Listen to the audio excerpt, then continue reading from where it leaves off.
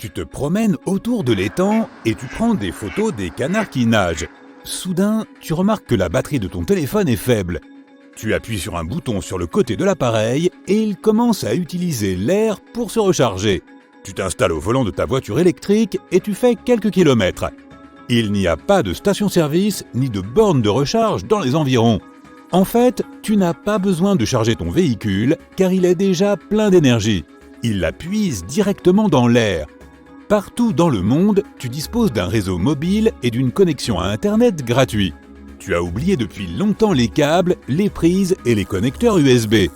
Tous les appareils sont alimentés par de l'électricité prise directement dans l'air et ton corps ne subit aucun dommage. Il y a de grandes tours autour des villes produisant des courants électriques invisibles. L'énergie est partout en quantité infinie. Le brillant inventeur Nikola Tesla a entrevu cette image en rêvant d'un monde moderne idéal. Et au tout début du XXe siècle, il a essayé de le construire. Il voulait créer un système unique capable d'envoyer de l'électricité dans le monde entier sans fil. Pour ce faire, en 1901, il a commencé à construire l'un de ses projets les plus ambitieux, la tour Wardenclyffe. Sa hauteur était de 57 mètres, soit un peu plus de la moitié de celle de la Statue de la Liberté. La tour ressemblait un peu à la tour Eiffel. Elle était aussi en acier et de plus en plus étroite. Il y avait une large plateforme circulaire à son sommet, entourée de câbles d'acier. De plus, la tour s'enfonçait profondément dans le sol, avec un système de tunnels en fer ressemblant aux racines d'un arbre géant. Cependant, personne ne sait avec certitude si Tesla a vraiment construit ces labyrinthes sous la tour ou non. Quoi qu'il en soit, cette structure gigantesque devait transférer de l'énergie sur plusieurs kilomètres. Au départ, Tesla a mené des expériences sur la transmission de l'électricité à travers le sol. Il pensait peut-être qu'en construisant un appareil spécial, on pourrait transférer cette électricité dans l'air. Le scientifique avait besoin de fonds pour tester ses idées. Il a trouvé un investisseur, la banque d'investissement JP Morgan, et lui a demandé 150 000 $. Aujourd'hui, cela semble être un montant dérisoire pour un tel projet, mais en 1901, c'était beaucoup d'argent, l'équivalent d'environ 5,2 millions de dollars aujourd'hui. Au même moment, l'inventeur italien Guglielmo Marconi a fait la démonstration de son système de télégraphie sans fil. Il a réussi à envoyer des messages d'un bateau à la Terre. Mais Tesla a dit à ses investisseurs que son invention serait capable de fournir une communication téléphonique entre deux points dans n'importe quelle partie du monde. Bien sûr, cela les a impressionnés et Tesla a entamé la construction de son projet. Il a commencé à y travailler en 1901 à Long Island. Ses plans prévoyaient de construire environ 30 tours et de les installer dans le monde entier. Malheureusement, Tesla ne savait pas que son invention ne fonctionnerait pas. Des scientifiques modernes ont lu les carnets du savant et examiné ses dessins et ont conclu que la tour Wardenclyffe ne pouvait pas fournir assez d'énergie, même pour les appareils les plus simples. La tour devait produire beaucoup plus d'électricité pour qu'au moins quelques téléphones proches fonctionnent. De plus, la haute tension pouvait être dangereuse pour le corps humain et l'environnement. Tesla devait aussi construire plus de 30 tours. Tout cela nécessitait une quantité d'énergie énorme. Un tel système était peu pratique et financièrement non rentable. Pendant la construction de la tour, Tesla a eu besoin d'encore plus d'argent, mais JP Morgan a refusé de continuer à financer le projet. Les habitants ont affirmé que des étincelles électriques se sont échappées de la tour à plusieurs reprises.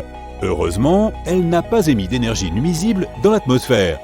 Sans financement, Tesla a dû hypothéquer ses biens immobiliers pour poursuivre le projet. Mais la tour s'est avérée n'être qu'un énorme tas d'acier. En 1917, un nouveau propriétaire l'a acheté. Il l'a découpé en morceaux et l'a vendu à la casse. Après l'échec du projet Wardenclyffe, Nikola Tesla a continué à mettre au point d'autres inventions. Il était fasciné par l'aviation depuis son enfance. Il voulait développer un avion de tourisme supersonique en utilisant ses connaissances et ses compétences en ingénierie électrique et mécanique. Au début du XXe siècle, cela semblait absolument irréaliste. Tesla ne voulait pas que son invention soit alimentée en carburant. Il prévoyait de créer des stations électriques pour charger l'avion sans fil. Leur avantage serait de fournir une alimentation électrique pratiquement illimitée.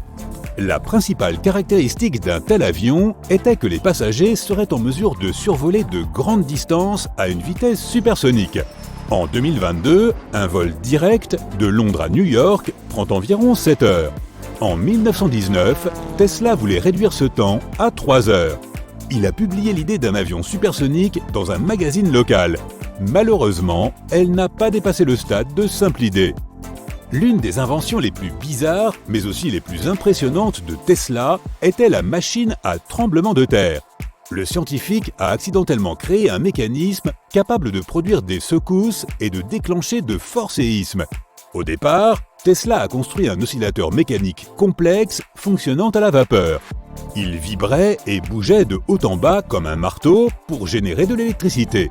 En 1893, il a breveté ce dispositif et l'a testé pendant plusieurs années, en augmentant systématiquement sa puissance. Un jour, il l'a testé à New York, à l'intérieur d'un grand bâtiment. Il était en train de modifier les réglages et a entendu un bruit de fracas. L'appareil a provoqué un mini tremblement de terre. Toutes les machines lourdes à l'intérieur du laboratoire sont tombées par terre et se sont cassées. À ce moment-là, Tesla a attrapé un marteau et a brisé l'appareil. Il avait peur que cette machine puisse détruire tous les bâtiments avec de fortes secousses. Juste après l'incident, une ambulance et la police sont arrivés sur les lieux. Tesla a demandé à ses assistants de ne pas parler de l'appareil. Il a dit à la police qu'un tremblement de terre naturel avait dû se produire. De nombreuses entreprises technologiques continuent d'améliorer les appareils photo et vidéo pour que les gens puissent capturer le monde dans les moindres détails. À la fin du 19e siècle, Tesla pensait différemment. Il voulait créer quelque chose qui puisse photographier le monde intérieur. Il a imaginé une caméra de pensée censée fonctionner de la façon suivante. Tu imagines une image dans ta tête, puis tu la photographies mentalement. Ensuite, tu imprimes l'image sur une imprimante. Tesla a supposé que toute image mentale dans notre esprit était projetée sur notre rétine. Et il pensait qu'elle pouvait être transférée à partir de là. L'inventeur voulait créer une rétine artificielle, comme une lentille, pour y projeter les images créées par l'esprit humain et les transférer ensuite sur l'écran. Imagine si Tesla avait vraiment créé une telle technologie. Comment se serait-elle développée? Aurions-nous aujourd'hui la capacité de lire les pensées et d'enregistrer nos rêves? Et maintenant, si on parlait de l'invention la plus célèbre de Nikola Tesla, la bobine Tesla. Tu as probablement déjà vu cette boule brillante qui envoie des charges électriques dans toutes les directions. Elle a l'air plutôt impressionnante, mais en réalité, cet appareil est plutôt inutile, même s'il a changé l'idée que les gens se font de l'électricité. Une bobine Tesla se compose de deux parties, une bobine primaire et une bobine secondaire. Chaque partie stocke l'énergie électrique comme une batterie.